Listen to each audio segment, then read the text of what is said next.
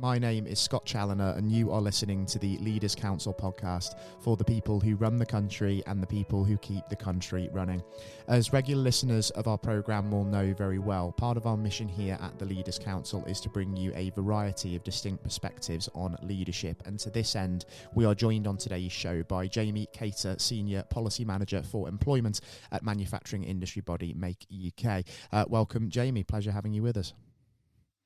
Thanks very much, Scott. Good to be with you. Yeah, likewise. Good to have you alongside me as well, Jamie. For those people listening in that are unfamiliar with Jamie, he actually recently contributed to the Leaders Council special report on a piece of government legislation called the Skills and Post-16 Education Act, which went to Royal Assent earlier this year.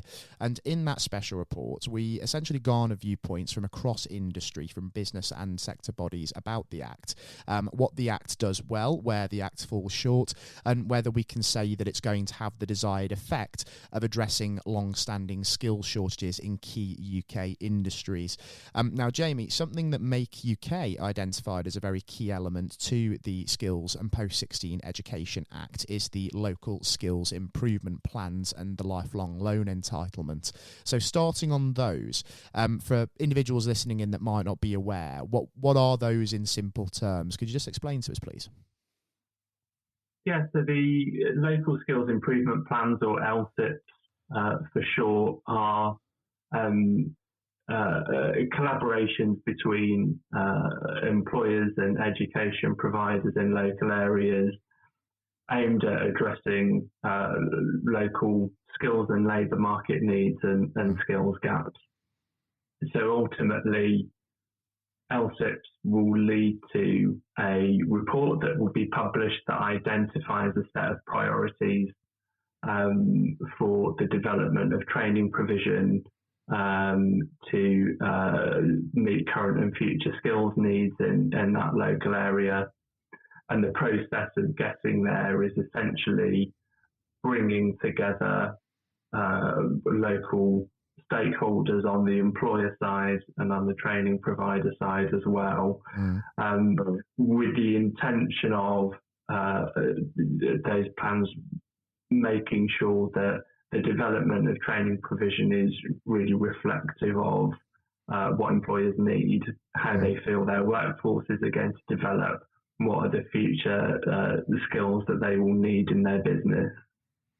The lifelong loan entitlement is a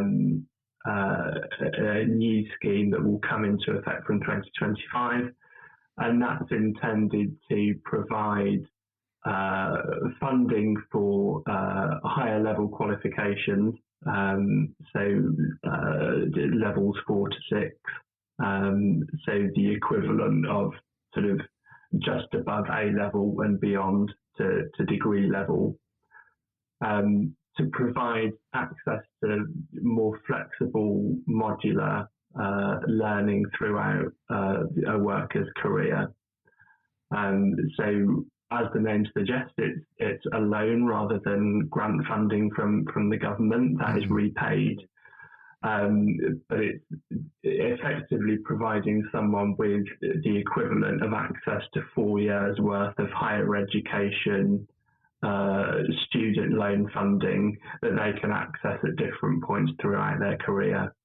So it's aimed really at what we see as growing demand from employers, not only for access to opportunities to retrain and upskill for their employees throughout their working lives, but also critically at the kind of skill level where we're seeing most demand from employers. At that kind of higher technical skill level, which is where there's a real sort of emerging skills gap at the moment. Those two things taken together sort of embody what I think was the overarching aim of the Skills for Jobs white paper, the subsequent legislation that was the topic of the report that we contributed to, which was to create a post-16 education and skills system that is led by employers. It's similar to what we've seen in the apprenticeship system over the last decade, a real move from government towards an employer-led system, both in terms of funding mechanisms and the design, standards, regulation of those qualifications. And so I think the LSIPs and the lifelong learning entitlement are both really important steps to that overarching aim in the white paper and the legislation to make the rest of the post-16 education and skills system really employer-led. Exactly right. It means well, doesn't it, the LSIP, the Local Skills Improvement Plan, because it's putting those that need the skills essentially at the heart of the skills provision to make sure that what education is doing is delivering the courses and delivering the skill sets that employers need. We can't have essentially a group of graduates coming out of education and being unable to get jobs, as we see is the case now.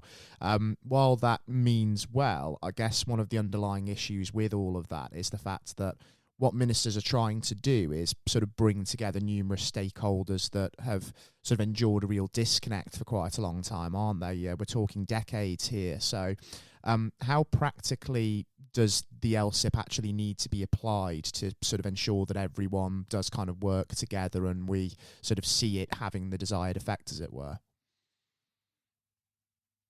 Yeah, it's really a sort of a forum for discussion, and I think it's helpful that you have that's a real endpoint, which is that report will be produced. It will need to contain a set of recommendations that all of the stakeholders have agreed to, and so even just the existence of that group who will put together that plan, I think is just a really useful way of getting those different parts of the system to speak and engage with each other. I think it's worth saying that lots of areas of the country, lots of employers we see in our sector already have really positive relationships with local education providers, other parts of the community. I think some of the pushback we get sometimes from our members is, for those who are really proactive in engaging with, their local FE colleges, independent training providers, and who are really, playing a very active role in shaping the local training market. They can come to us and say, well, we're already sort of doing this stuff. We're already having those conversations. We know that we're going to get access to the right provision. So there's already really great work happening in lots of areas of the country and lots of really forward-thinking employers and providers.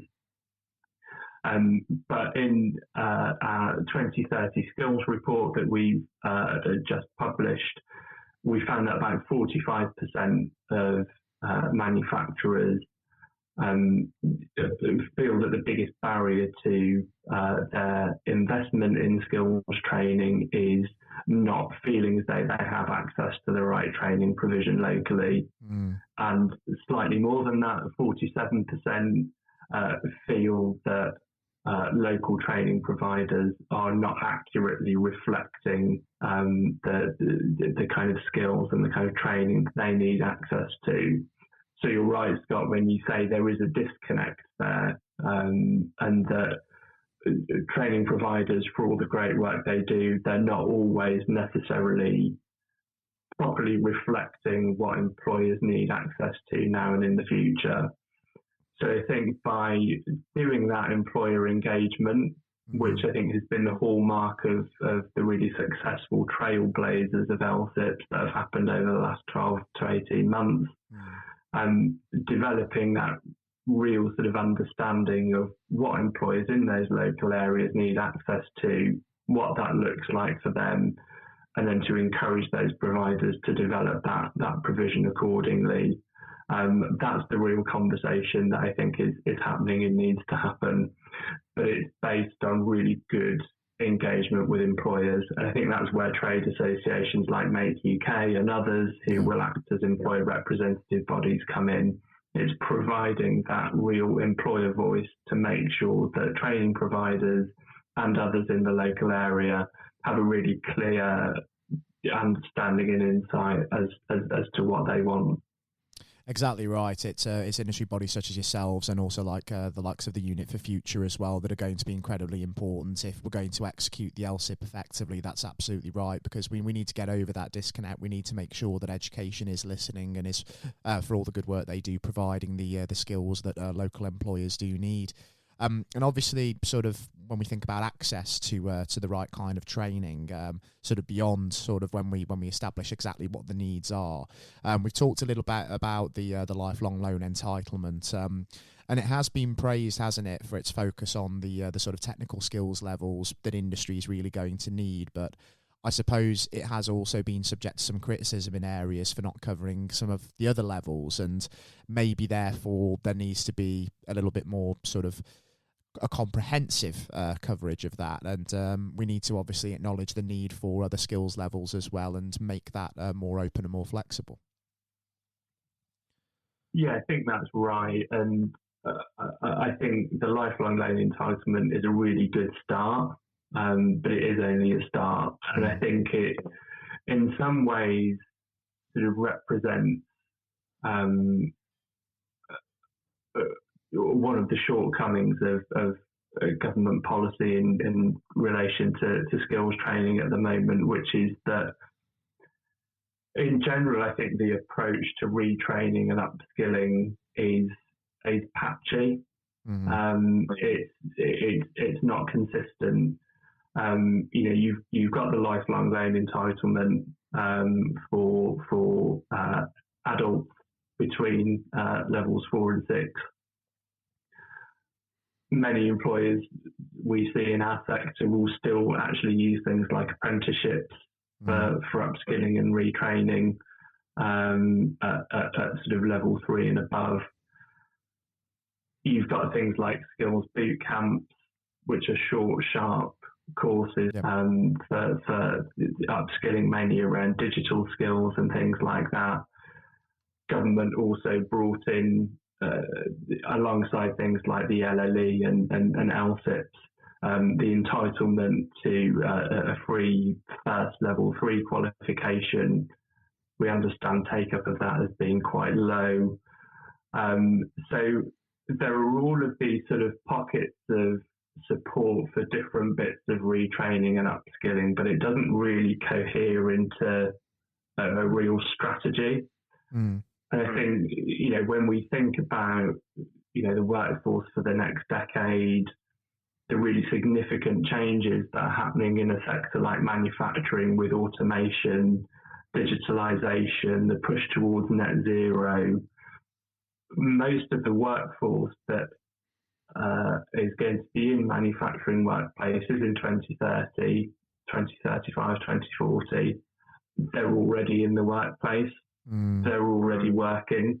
And so, as much as manufacturers will always, quite rightly want to think about the next generation and how we develop, new talent and bring young people into the sector, which is really important, what's also really vital is making sure that there is a proper strategy for making sure that employees who are currently in the workforce and will be in the workforce for a long time, as all of these really big changes happen around them, have access to the opportunities to upskill, retrain, not just for their own sort of career development, but for employers to know that they have the resilience in their workforce over the longer term to meet those really big challenges of the future.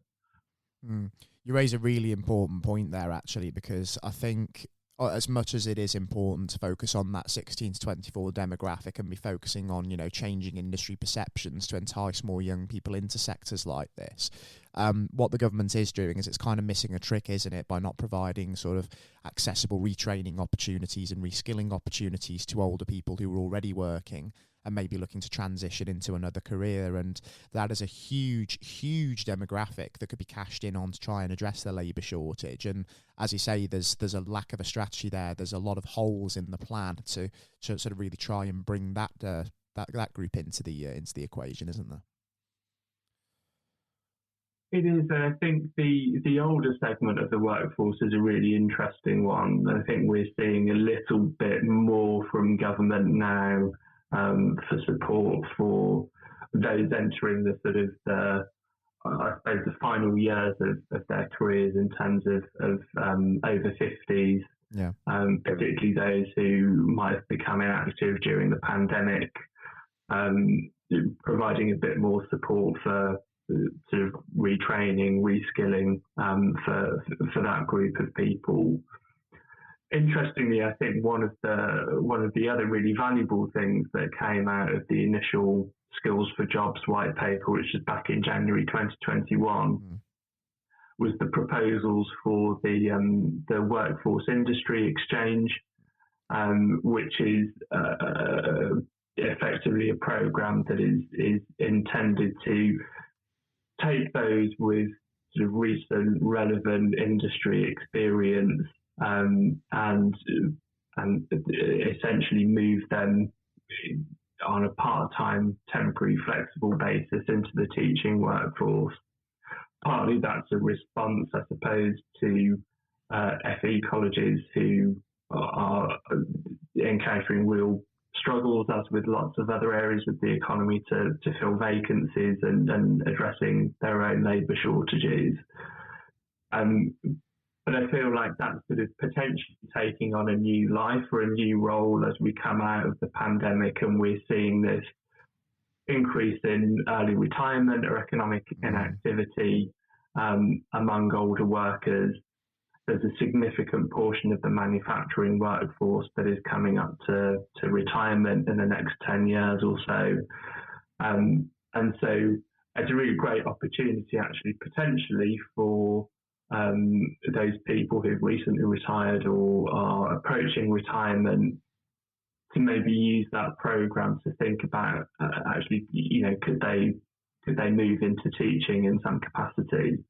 And so, that's helping, not just address some of those immediate labour shortages, but it's providing really valuable insight to that next generation who are coming through to sort of take those jobs of the future. I was speaking to one of our members recently who, not through the workforce industry exchange, but on a purely voluntary basis, has seconded a member of their staff to the local FE college. And I think for businesses like that, it's almost like a triple win, I think. It's brilliant for the employees' professional development and giving them new experiences, helping to develop a new skill set. It's a win for those students in the college who will really value being taught by an expert and someone with, as we say, really recent, relevant, up-to-date knowledge and experience of working in industry, helping to sort of advertise careers in that sector and with that company. And it's just a win for the business as well in terms of the contribution it's making to the local community, developing again, we talk about LSIPs, developing that relationship with the local college, local providers, enhancing its reputation as an employer of choice in that community. So there are all sorts of opportunities, I think, around, it doesn't just have to happen in LSIPs, all sorts of opportunities to think about different segments of the workforce, how you upskill and retrain those, and how you develop some of those relationships with providers in your local area, in your community, at all sort of ages and stages in the workforce. Yeah, it's an important point, isn't it? Because we do hear industry obviously talking a lot about where education does fall short, and often sort of outdated teaching and the quality of sort of training provision often comes under criticism. But this is an opportunity, isn't it, for industries to kind of step up to the plate and play its part in that. And it's, as you say, it's very much kind of two, maybe even the three-way win, and ultimately a two-way relationship between sort of the college and the employer. And there's benefits all round, isn't there? It's benefiting not just those, but also the wider community as well. So like this is something that industry employers do seriously need to be thinking about. Yeah, and I suppose the point of something like LSIPs is to make sure that there are opportunities for that to happen where it isn't happening already, and where there are sort of cold spots in particular areas of the country, in particular sectors. The LSIPs, I think, will help to provide that framework for people to come together and address the particular issues in their areas. Yeah, absolutely. And obviously a lot of this is about sort of extending the opportunity to sort of provide training and provide employment to people. And that sort of ties into, I guess, the wider levelling up agenda as well, doesn't it? And levelling up is a bit of a strange thing because I think if you ask different people, it can mean different things. Some think immediately of better transport links when they think of levelling up. Some think sort of faster internet connection, more sort of quality and affordable housing. But opportunity is very much at the heart of what levelling up is. And kind of thinking about that latter point, more opportunity, surely for greater opportunity to be distributed across the country, there has to be some prioritising of skills to enable people to get into much better quality jobs. So accessibility to skills and training should be very much at the forefront of levelling up. But do you think that the agenda is actually prioritising skills as much as it maybe should be? I think we certainly see the appetite for it from our members. We published a report on levelling up earlier in the year. We asked our members what they most wanted to see from the government's levelling up agenda, and the most popular choice was investment in skills and training. So it's the clear priority for our members.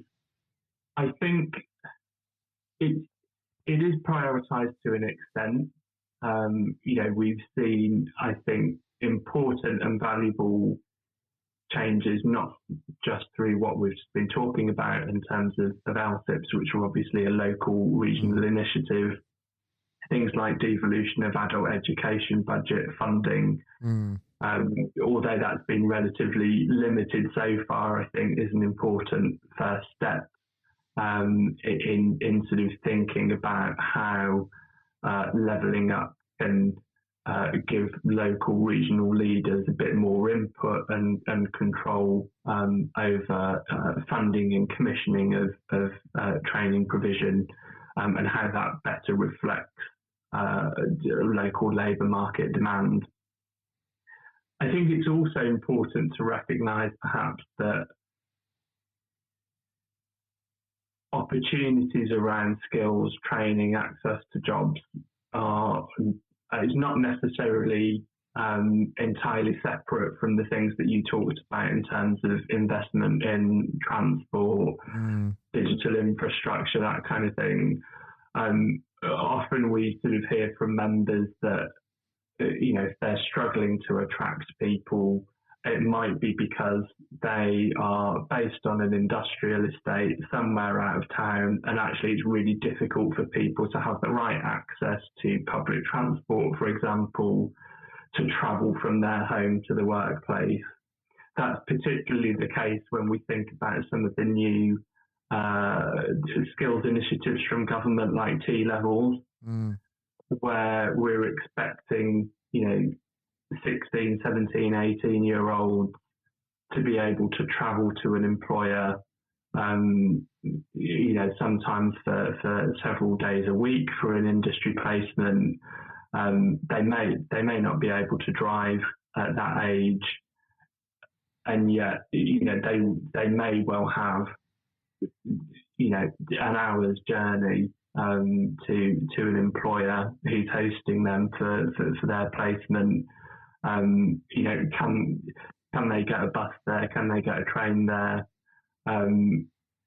So I think all of those other aspects of levelling up, and I think transport is probably the key one. That's also a really important part of thinking about the skills agenda. It's not just about, is the right training provision there? It's actually, from a very practical perspective, are those opportunities accessible to people? Do we have the right infrastructure in place, across the board to enable people to access the opportunities where they are? That's exactly it, and I think it's making sure that the plan is comprehensive, isn't it? To think about all of these eventualities if it is going to be executed to the best possible effect. And I do sort of get the sense, certainly again from the contributors' responses in the special report that we put together on this very matter, that for manufacturers to sort of really feel like they're at the heart of skills provision, it's things like this that need to be done to sort of make sure that they're very much at the forefront. And are there any other sort of key areas from your perspective that manufacturers sort of feel like they need to see from the government to sort of make sure that they're very much at the heart of these plans to sort of deliver the skill sets that they're going to need for roles of the future? Yeah, I think there is always a desire to be working with industry, and I think in some cases government does that reasonably well. And I think I'm sort of hopeful for LTIPs that this will prove to be an example of government sort of facilitating really good engagement between, private sector businesses, publicly funded colleges. The DFE and the Unit for Future Skills has a really important sort of oversight role, I think, in that, bringing everything together in terms of informing national policy. I think we were saying at the start that, over the last sort of decade or so, we've seen this move towards an employer-led system for apprenticeships. And I think that's an interesting example as well, where, in principle, we do have this system that is led by employers. The funding mechanism, the apprenticeship levy, is ostensibly at least something that is sort of led by employers in terms of the upfront contributions that large employers make financially, and SMEs making co-payments as well. The regulatory system in terms of the design of apprenticeship standards led by employer trailblazers, real shift from the old system of frameworks, which had become, very sort of unwieldy and complex and not necessarily reflective of where employers were. So all of the principles, I think, of something like the apprenticeship system, I think are great. I think there are still real frustrations from manufacturers as to aspects of those things that don't work well for them. The apprenticeship levy is still too restrictive in terms of what it can be spent on, how it can be used, how it can be accessed, and manufacturers won't be alone in those frustrations. Sometimes the apprenticeship standards can feel sort of inflexible. That side of the funding mechanism, in terms of funding bands, is not necessarily reflective of the cost of training for a particular occupation. And it's those sorts of things where it perhaps sort of feels like government is slightly less ready at the moment to engage with industry. So I think there are lots of areas like apprenticeships where manufacturers will be very supportive of the basic sort of underpinning principles, but lots of details where I think government could still be doing more to reflect the very real concerns of industry. And there are mechanisms in place for that. For us as a trade association, we have the privilege of, representing a huge number of employers in sort of government forums and working groups and things like that. And, we very actively make the case for the things that our members tell us that they want. But there's always more that can be done to sort of further that dialogue, I think, between government and industry, particularly on skills. Yeah, certainly so. And as you say, the devil's always going to be in the detail, isn't it? Because I think the underlying principles and the ambition is good, but it's the detailed sort of implementation of these programs. I mean, are we going to see changes to the funding mechanisms for the apprenticeship levy? Are we going to see it become less restrictive? Things like this are all going to be affecting businesses on the ground, and that's the key thing that we need to be looking at as well. And obviously, over the next sort of 12 months and indeed beyond, I mean, we're currently in the grip of, sort of supply chain pressures for businesses, obviously high energy costs, inflationary pressures, as well as the labour shortage. So industry is juggling an awful lot of great issues there. And obviously, as we kind of try and navigate that quite tricky period of time, what are you sort of hoping to see by the way of sort of government stepping in to sort of help business? And indeed, what are some of Make UK's own goals and ambitions and priorities, if you will, over that point in time? Yeah, I think this is a really important time for government to be supporting the skills agenda and to be actively sort of giving backing to manufacturers who, against a really challenging backdrop, still want to invest in developing their workforce, bringing in the next generation of talent to their businesses. So we've had sort of some welcome government support in terms of energy costs and things like that after lots of engagement with industry and lots of us sort of pushing for more active support. I think in terms of skills, the most immediate thing we can do in terms of addressing the labour shortage is getting on as soon as possible with revising the shortage occupation list.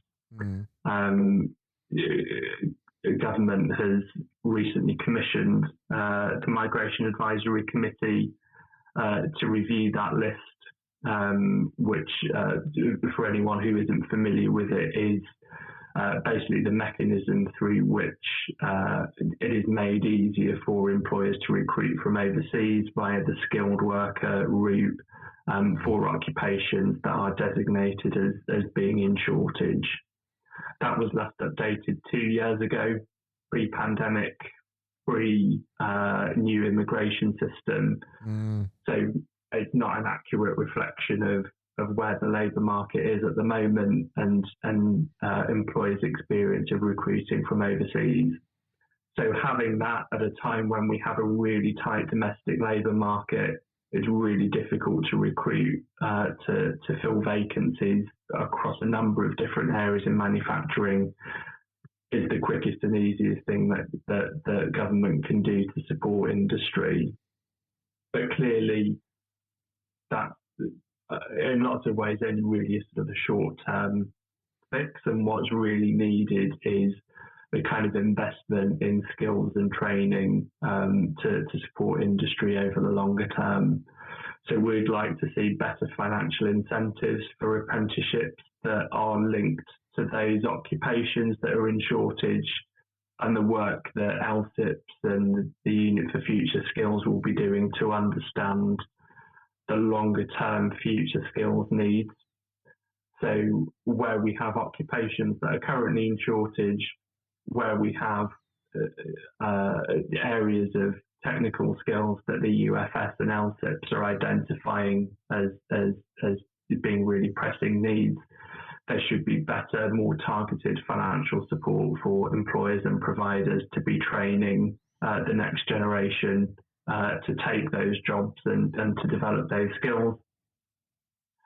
We'd like to see some change to the apprenticeship levy in the short term, a bit of additional flexibility to support things like wage costs, and then over the longer term, reserving a portion of unspent levy funds to be spent on wider non-apprenticeship training.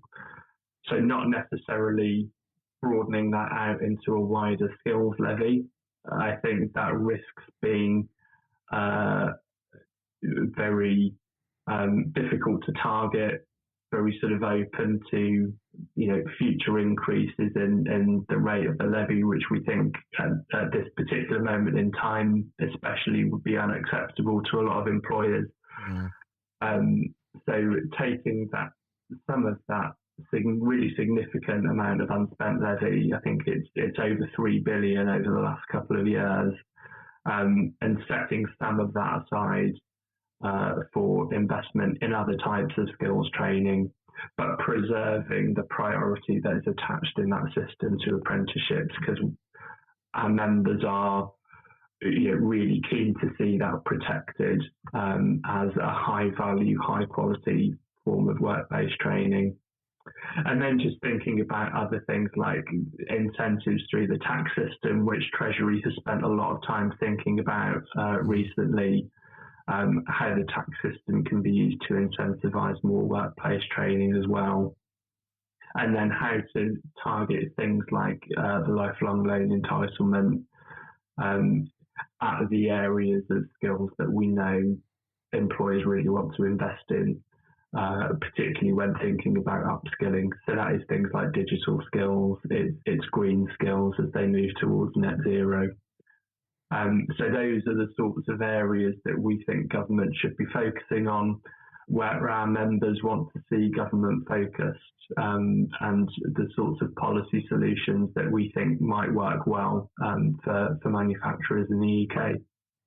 Yeah, fantastic. And obviously, as we start to hopefully see those changes unfold within Westminster and Whitehall, what are some of Make UK's priorities going to be over the next 12 months and beyond, just in the interim period? Yeah, I think for us, it's getting that revised shortage occupation list. That we will need that by sort of early spring. I think 2023 at the latest, for people to be filling vacancies, more support for training, and then we've referenced the sort of the cost of doing business, and that overarching theme is the big priority for Make UK over the next year, is just getting the right support to businesses in terms of the cost of their energy, reducing their environmental impact, getting the right skills and the right labour in their businesses over the next 12 months. Yeah, it's going to be a big comprehensive mission, isn't it, to try and obviously deliver on all of these priorities. And, let's certainly hope that we do sort of see the action that needs to be taken from the government level. And, it is still a situation which is in a sort of constant state of flux, isn't it? And there's a lot of uncertainty around it. We don't know, of course, what government is going to do. So as we start to see exactly what happens unfolding over the coming months, I'd certainly welcome the opportunity to catch up on this, Jamie, and just sort of see exactly how the situation's changed between our conversations. Yeah, definitely. It's going to be an interesting 12 months and lots of, as you say, lots of change, lots of uncertainty. But manufacturers need to keep doing business. So we're supporting them to do that and working with government to try to support them too. Exactly right. And for anybody who has been tuning into this podcast today and you are interested in finding out a little bit more about Make UK, the manufacturers organisation, a trade association for industry, please do visit www.makeuk.org, I think is the best port to call, isn't it, Jamie, to find out a bit more about what you're doing? Yeah, absolutely. Fantastic. And as well as that, we have talked about the special report that the Leaders Council published earlier this year on the Skills and Post-16 Education Act. You can find that on the Leaders Council website, which is leaderscouncil, all one word, .co.uk. If you are particularly passionate about any of the issues that we've discussed today, be it skills, be it the apprenticeship levy, be it anything tied into the wider topic, you can leave a comment on this particular podcast as well via leaderscouncil.co.uk/contact-us. And if you have your own opinion to share with us on this issue or any topical matter and issue pertinent to your corner of industry, you too can apply to be on our programme and share your perspective with us on that issue via leaderscouncil.co.uk/apply. The programme is now unfortunately drawing to a close, but we'll be back next time with a whole new perspective on leadership and current affairs. But for now, it's been an immense pleasure welcoming Jamie Cater from Make UK onto the show. And Jamie, thanks for joining us as well and taking the time to speak with me. It's been a real pleasure. problem. Thanks very much, Scott. Yeah.